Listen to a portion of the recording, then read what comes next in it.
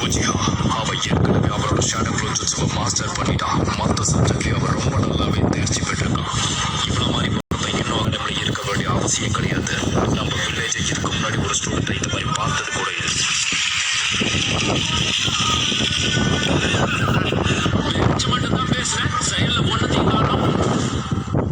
அந்த பேச்சை இப்ப முதல்ல நீங்க ஒண்ணு கொஞ்சம் பாரு. இதுக்கு வாய்ப்பே இல்லை.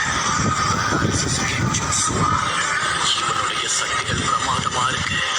பாராட்ட வார்த்தைகளே இல்லை.